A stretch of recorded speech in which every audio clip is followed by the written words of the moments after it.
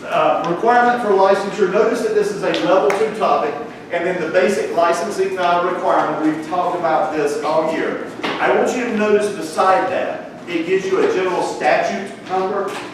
Don't worry about memorizing those. The reason that that is there is if you want to go look up the general statutes. Now, I didn't understand what Chris said exactly. Let me just go see what the attorneys said. And you could go see what they said in regards to that. You could actually read the law if you went there.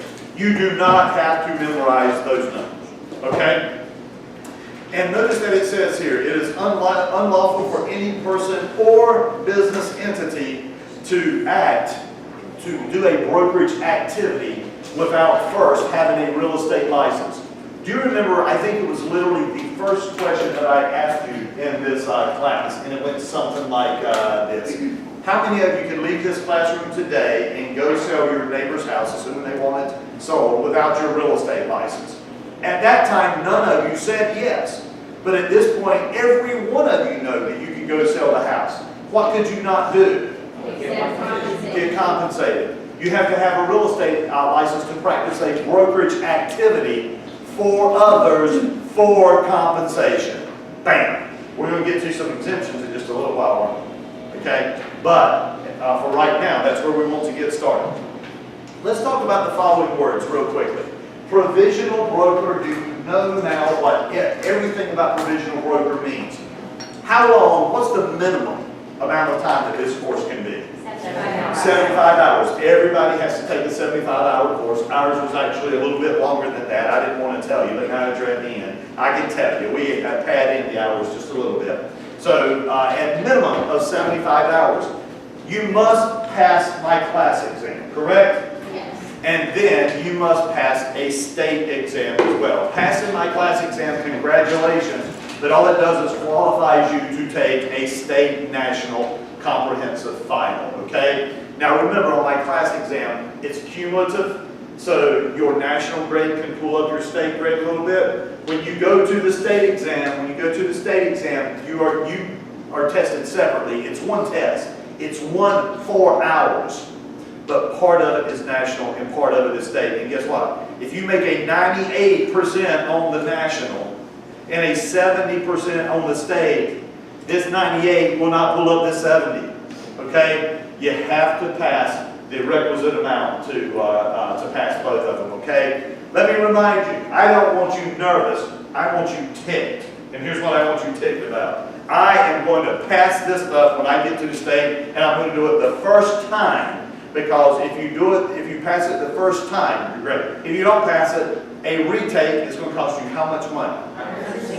$164. You have to reapply. Again, obviously your criminal background check would be good. You don't have to get a new criminal background check unless you go more than 6 months. You're clearly going to pass it in that period of time, all right? So I'm telling you, between now and the next 3 weeks, Erica, cancel your vacation. It's not worth it, okay? Cancel your vacation, study on this exam, get it behind you. You never have to do this again, okay? 75 hours. Now, you're in the field. You got your license, you passed the exam. Provisional brokers cannot be active without what? A broker in charge. You cannot be active without a broker in charge. Okay? Now, let's talk about a broker, not a bid. Let's talk about a broker. To become a broker, you must have how many years experience? 2. That was a trick question. All of you just failed. All right? You don't have to have any experience to be a broker. It is completely 90 hours of education, okay? There are 3 30-hour classes. To become a broker, you must complete these 3 30-hour classes. You with me so far? Does that sound familiar? Okay. You must take, if you want to be active, you must take a minimum of 30 hours per year to remain active. If you don't care about being active, there's no compelling reason to take them. You're just going to have to take them at some later point in time. But to remain active, you have to take at least one 30-hour course per year by your anniversary date. All right, we are in April. My guess is you're going to get your license somewhere around May 1st. I'm just making that up. It could be quicker. I don't know. But having said that, if you get your license on May 1st, you must, if you want to be active, take your first 30-hour course by when? May 1st of the following year. What's that, 2019. You must take your second one by when? May 1st by 2020. And then the third one, May 1st, 2021. Wow. I can't believe I'm saying 2021 already. Could you take them quicker? Yes. You can absolutely take them quicker, all right? And you will become a broker. Broker, 90 hours. The three classes, there is a 301, 302, 303. But here's the key. You can take them in any order that you want to. I highly recommend that you take the agency and the contract ones early rather than later. But having said that, you can take them in any order that fits your schedule. And that's what I would recommend you do. You're going to have something in mind about getting these. You take it to suit your needs. We'll fill in the blanks once you get in those classes. How do you feel about becoming a broker? Could a broker be active without a broker in charge? Yeah, a broker can be active without a broker in charge. What you're going to find out is that they can only do limited things. A broker, without a broker in charge, yeah, you can be active, but you're limited into what you can do. You know what you can't do? You can't do brokerage activities, including solicitation, because every office that practices brokerage activities must have one and only one broker in charge. So let's say that you completed your broker classes in the first 90 days. You can do that. A lot of people do. But could you go out and hang up your own shingle and be your own broker in charge? You could not do that, because even though you're a broker, you don't have to. Now let's get to the broker in charge. To be a broker in charge, you have to have how much experience? 2 years. 2 years full-time experience, technically within the last 5. I don't know that you would ever get a question about it, but part-time experience would count as well. Having said that, part-time, you'd have to do it 4 years out of 5. Part-time is considered 20 hours per week, 50 weeks per year. Full-time is 40 hours per week, 50 weeks per year. If you do the math on that, you'll find out 2 years full-time is the same 4,000 hours that 4 years part-time would be. The Real Estate Commission does not ask you to punch time cards. If you ever want to be a broker in charge, you certify that you have the requisite experience. I highly recommend that you do not lie to the Real Estate Commission about this. For example, if you get your broker classes out of the way in 90 days, and you certify to the commission that you have 2 years full-time experience, are they going to be suspicious? Yes, because you've only been active for 90 days. So it's not possible for you to do it, okay? So anyway, broker in charge. Let's get back to the important part. Every office where real estate brokerages practice, right, must have one and only one broker in charge, okay? And to become a broker in charge, you must, first of all, you have to be a broker. You can't be a broker in charge without being a broker. And 2 years full-time experience out of the last 5. Having said that, your experience is calculating even while you're a PB. So it's not like you have to become a broker first and then get 2 years experience. The experience you're getting as a PB does qualify you towards your 2 years. Do you have to take any classes? Yes. To become a broker in charge, what you have to do is take a 12-hour, so one-time 12-hour broker in charge course, and you have to take it within 120 days of certifying that you're a broker in charge. Anybody have any idea, did you notice the timeline I said there? You have to take it within 120 days of certifying yourself, meaning you could certify yourself as broker in charge, and then 60 days later, you can take the broker in charge course. Do you have any idea why? Sometimes if you know why, you don't really have to study it as hard. Do you know why you're allowed to take the 12-hour course after you declare yourself broker in charge? Think about this. What if a broker in charge of an office just dropped dead? Don't they need a new broker in charge? So there might be someone there that has the requisite experience, but they haven't taken the class yet. But if the broker in charge drops dead, we need somebody like now to name broker in charge. So we find somebody that has 2 years experience, someone who's willing to fill the role, and we're saying, you're going to have to jump in and feed the fire. Like, you got to go. You got to go. All right? And that gives them some time to take the class. That's one example of why they allow you the 120-day delay. And the other reason is that course is only taught by the Real Estate Commission. So it's not like it's just always available. When you need it, it might not be scheduled in your area. So they take things like that into consideration. consideration. So if that helps you remember the timeline, that's fine. But in answer to your question, Victor, I declare myself broker in charge. I have the requisite experience, and I am a broker, and then I have to take that 12-hour course. But later when we talk about CE, continuing education, what you'll find out is that broker in charges do not take more than other agents. They take different. They have their own broker in charge update course, plus an elective. Not a big deal at this point. Okay? Good questions. Good questions. Yes? What about a realtor? Well, the realtor does not matter here. We'll get to realtor in just a little bit, but realtor is a club. Okay? This class is for your license. All right? So in this class, we talk about agent, PB, broker, and broker in charge. The word agent or licensee is typically used generically. Okay? It could describe anyone who has a license. So agent is a licensee. An agent is a licensee. Now, you will see in some questions, the word agent obviously is used specifically. I could be a buyer's agent, I could be a seller's agent. The firm could be the agent of a party, but that's just establishing them as a licensee. Okay? We'll get to the word realtor in just a little bit, why that's. Would you say to be most successful after we pass all our tests to go ahead and get that 90 hours done, like as soon as we finish? I would tell you that you probably need to think about what your future in this business is, and unless you have a compelling reason to get those classes out of the way, I would do it based on your schedule and your particular needs. Your broker in charge would love for you to become a broker as soon as possible, and the reason is remember these words. The broker in charge is responsible for doing what for a provisional broker? Supervising. This is one of those words that is not used generically. This is specific. A broker in charge supervises a PB. Brokers, on the other hand, are affiliated with brokers. I don't have as much liability on you once you become a broker. Think completely about your needs, and we'll work it out from there. Okay? So we need to take continuing education? We'll get to that in just a little bit. Yeah, it comes up on the second page. Okay? All right. Some things, not heavy lifting here. Now keep in mind, the commission does point this out to us a lot of times. North Carolina only has one license. It is a broker license. The rest of these things are statuses. Provisional broker, you're a broker. You're on provisional status.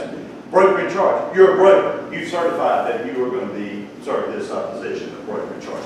But it's just one license. It's a broker license.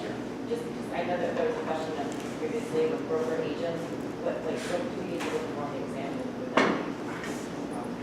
Contextually, it should be, you should be able to figure out, what they're referring to in that particular case.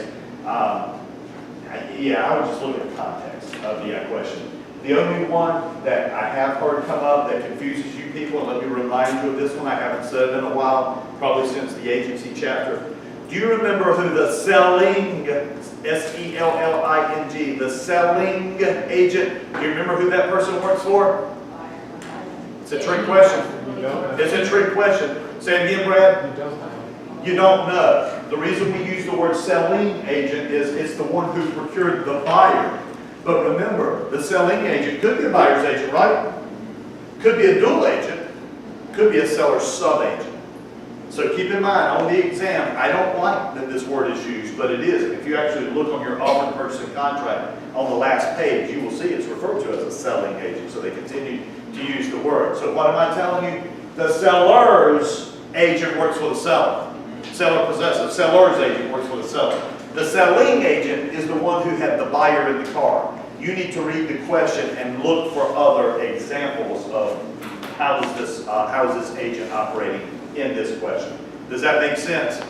Yeah, it's one of those type of things you have to keep reminding yourself of it every once in a while. Because remember, and the reason you're taking all these exams right here the last week prior to your final is you're practicing your critical reading skills.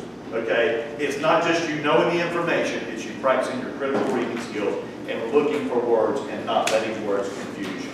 Okay? Be strong. Limited non-resident commercial broker license. Let's not stay up late on this.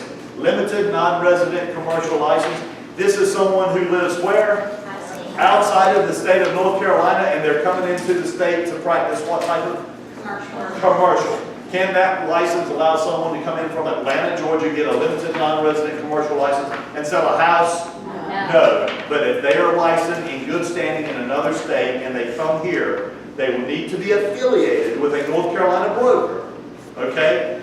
And once they do that, they will be able to practice. They could actually have multiple affiliations. In other words, if someone's coming to Raleigh, they might want to affiliate with a company in the Raleigh area. If they're going to Charlotte, they might want to have a separate affiliation in Charlotte. Who knows?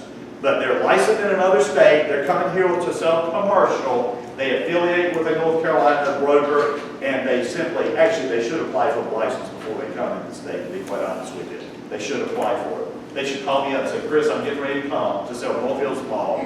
Will you allow me to affiliate with you? We fill out the paperwork. We apply for the license. They will get the license. Yes? So they affiliate with any broker, not any broker in charge? Well, the rule is actually a broker, okay? But here's an interesting point. If, in fact, they're going to be doing any advertising, marketing, or hold a trust account, then it has to be a broker in charge. But the rule doesn't say a broker in charge. It technically says a broker.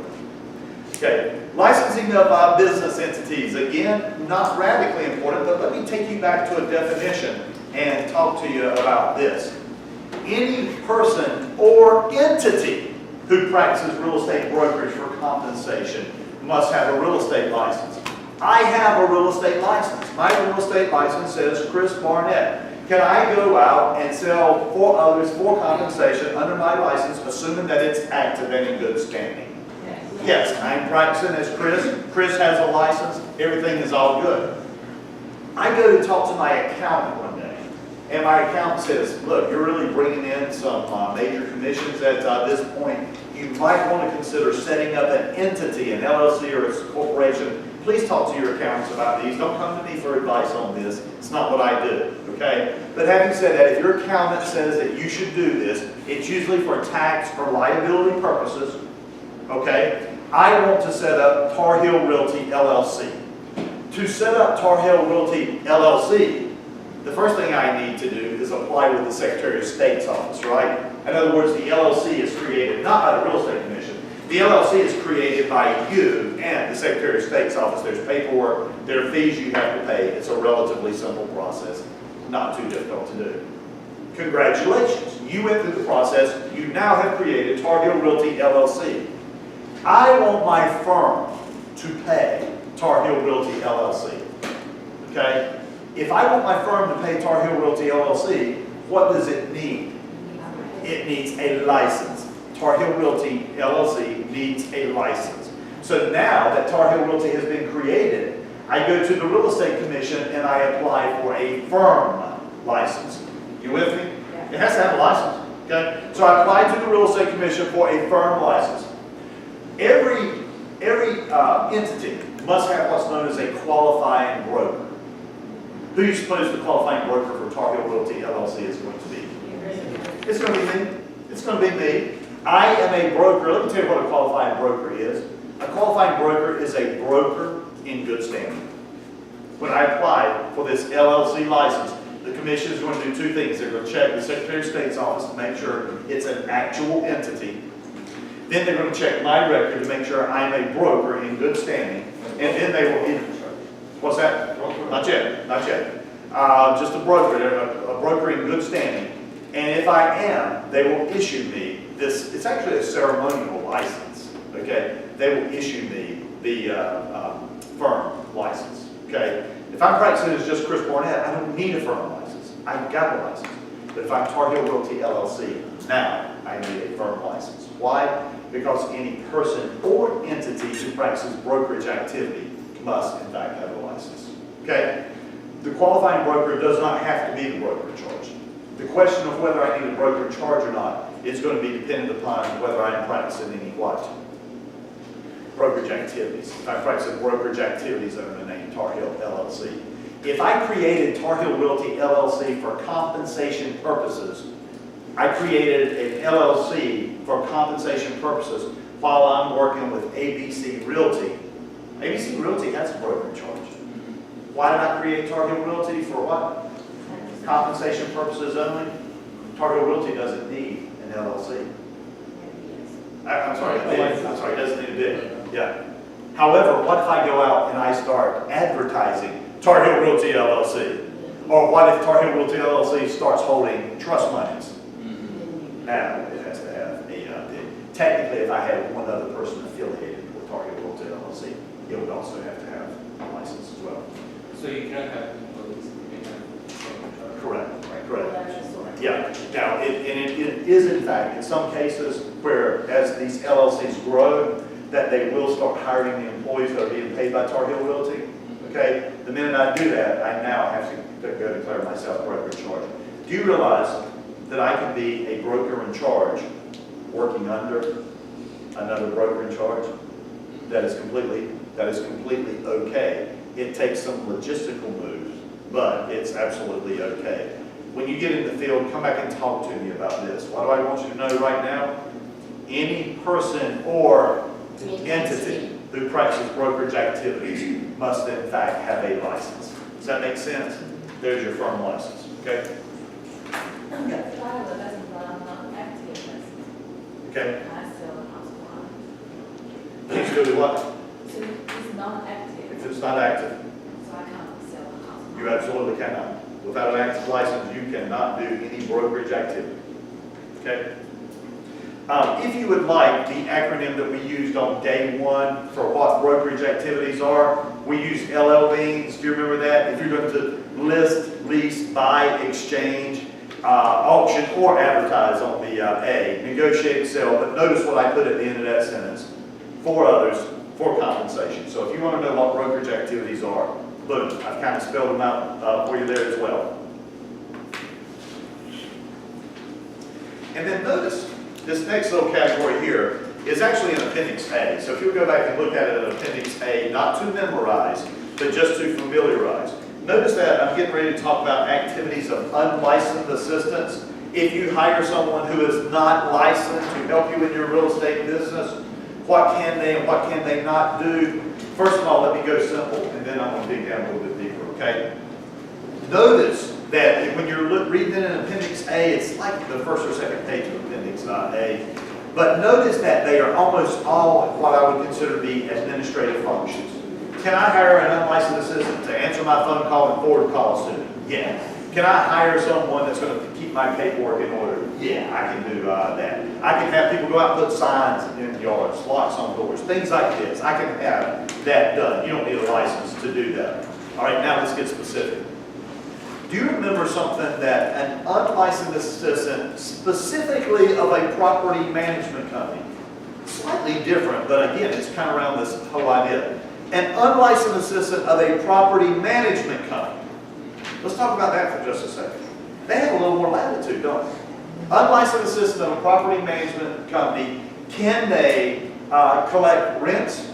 Yes. But they better do it in the name of Clinton, property management company. Could they collect security deposits? Yes, same story, right? Listen to this. Could an unlicensed assistant of a property management company fill in the blanks of a pre-printed form? Yes. Yes, but they better be put what you told them to put there. Okay? And then let's get to the two biggies. What can an unlicensed assistant of a property management company not do? Negotiate. They cannot negotiate. If someone comes in and says, look, your security deposit's too high. I can't afford $1,200, but I can afford $800. That unlicensed assistant cannot negotiate that. You with me? And then what if this is a large property management company which also does sales? An unlicensed assistant of a property management company can show property for lease, but they can never show property for both. Okay, you got it. Do go back and review the unlicensed assistant information in Appendix A, not to memorize, but just to familiarize. And what you will see is that they are mostly administrative functions. Okay, pretty straightforward. All right, let's get to the exempt activities. Let's focus on a couple here. Let's focus on, actually maybe like 3 of them, okay? All right, when we talk about exempt activities, what we're actually talking about is who can sell real estate, make money, and not have to have a real estate license. And of course, you see the first one is the for sale by owner. Okay, you probably don't find that shocking. Selling your own property for compensation is your property. Remember, the laws have to do with selling for others for compensation. So the for sale by owner is exempt. All of you feel good about that, right? Here's what I have found some of you do not feel as good about. Okay? The employee of a corporation. The employee of a corporation. An employee of a corporation, matter of fact, let's just make it simple. Let's think about a new home builder. A new home builder, okay? Think somebody out there like Pulte. Pulte has employees who sell their properties. Pulte is a corporation. Pulte only sells what product? Pulte product. Okay? If you are an employee of Pulte, okay, and I'm sorry to give them a lot of advertising online, but that's okay because they're a great example. All right? So if you're an employee of Pulte, you do understand that you can only sell Pulte product. All right? A corporation can only work through its employees, right? An employee of a corporation selling its own product, you do not have to be licensed to do that. Why? You're technically a glorified for sale by owner, aren't you?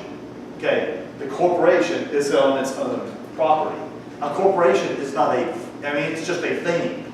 It operates through its employees. That's why they do not need a real estate license. Does that make sense to you? The employee of a corporation selling their own properties do not need a license. You okay on that? Okay, good. Good. That's a toughie. And then, how about attorneys? How about attorneys? Can attorneys sell real property for compensation? It occasionally happens. It occasionally happens. However, keep this in mind. Keep this in mind. It can only occur if it comes up in the normal course of their business. So what about if an attorney was acting as a trustee? Okay? That's part of what they do. And so they're doing. Can an attorney go out and just buy a bunch of for sale signs and start listing properties? No. But acting as a trustee, it comes up under the normal function of their business. How about if they're acting as a receiver in bankruptcy? Yeah. What if they're acting as an executor for an estate? Can an executor be paid for selling real property? Where are we going to see an executor, by the way? In something starting with the letter W. Yes. An executor in a will can be compensated for performing that function, even though they don't own that property, if the will spells out that this person can be paid for this function.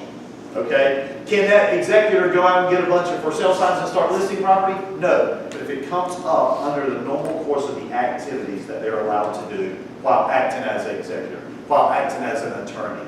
As a guardian, if you were acting as a guardian, you actually could be compensated. Think about it. Someone young inherited property, you're acting as their guardian, selling that. You can be compensated as long as the documents allow for that. Don't go out and list other property. But for the one that you were named guardian of, you can do that. Do you kind of understand these exemptions? Say yes. Yeah. Okay. Now, let me tell you something. This is going to be a vibrant, go ahead. What's a receiver? Is it just someone like a guardian? Just if someone's acting in a bankruptcy, so performing a task under a bankruptcy. Okay, they are going to be brutal. This exam is going to be brutal in regards to this. So notice, do you see family listed in there as an exempt possibility? So if I end up selling a property for my parents, now by the way, in this scenario, assume I don't have a real estate license. My parents are aging and they want me to sell the property for them. So they say, Chris, why don't you just handle all this? We'll pay you an extra $500 if you do it. If I don't have a license, I cannot do that. Actually, not for $500. I wouldn't do it for $500. I'd beat my parents up for more than that. I'd go get my license. I'd charge them 7%. That's what I would do. I can do it for free. I can do it for free, yes. Or if they give you a universal power of attorney. If in fact, powers of attorney can be paid for acts that they do under a power of attorney. So they could do it that way if they chose to, okay? So if I don't have any of that, I can't be, how about this though? My parents say, well, Chris, if you'll manage our investment properties, if you'll manage our investment properties, we'll let you live in one of them for free. Is that legal? Not if I don't have a license or a power of attorney that allows me to do that. because the law says no valuable consideration. It doesn't say cash, right? So it could be cash or it could be something of value as well. Watch out for this on the exam. Family type stuff, it sounds like it should be okay. But if you're going to get compensated for it, you got to have a license or be set up appropriately in one of these other exempt categories. You okay on that? Be suspicious. Be suspicious. All right. Let's move on down to the Real Estate Commission. Now this is only level 1. Interesting enough about the Real Estate Commission, I've often said in class that I really don't think that they ask questions about this, but apparently I was wrong. Apparently they do occasionally ask questions about the makeup of the Real Estate Commission. So here's what I want you to know. There are, and when I say know this, it's basically numbers. It's literally memorization. And it's the type of thing that hopefully once you get the numbers in there, they'll stick around, you'll be okay. There are 9 members of the Real Estate Commission. There are 9 members of the actual Real Estate Commission. This is kind of an FYI. The Real Estate Commission is not a paid salary position. It's an appointed position. If you're interested in being on the Real Estate Commission, it wouldn't hurt if you knew some politicians and you were in the business or something like that. But having said that, I mean, you don't get on the Real Estate Commission to make money, okay? They only are compensated when they come to town to perform certain functions. They come to town a couple of days a month to come in and help set rules and help look at disciplinary cases and things like that. They're obviously compensated when they come to town. They're given a per diem and they're put up overnight if necessary. So that's the way they're compensated. You don't get on the commission to make money, okay? There are 9 members of the Real Estate Commission. 7 of them are appointed by the governor. So if you want to be on the commission, then probably get to know the governor. What's that? 9 state. 7 appointed? 7 are, there's 9 in North Carolina. I don't know about other states. I don't know about, yeah, it's a North Carolina example. 9 members, 7 are appointed by the governor. Okay? Do they get their own office or something? The commission has an office, but they don't each have an office. They only work a couple of days a month. The other 2, one is appointed by the House, the other is appointed by the Senate. Okay? So in other words, what it is, out of the 9 seats, whenever your seat comes up, you get to appoint. So if one of the 7 seats, when they come up, the governor appoints that one. If this seat comes up, the House appoints this one, and this one comes up, the Senate appoints this position. Okay? 9 seats, 7, 1, 1. 3 people on the Real Estate Commission must have a real estate license. At least 3, typically more, but at least 3 must have a real estate license. Okay? Interestingly enough, 2 cannot have a real estate license. They cannot be actively involved in the business of real estate, which would include people like builders, mortgage lenders as well. You know, it's really kind of like 2 seats that are available from the general public is what it amounts to, okay? So 3 of them have to have a license, 2 of them cannot. 1 by the House, 1 by the Senate, okay? So if you just remember that number right there, sometimes it helps to just have all the numbers in front of you. I don't know if it will help you or not, okay? If not, don't write it down. They serve 3-year staggered terms. So let's see how good you are at math. If they serve 3-year staggered terms, how many seats are coming up for reappointment every year?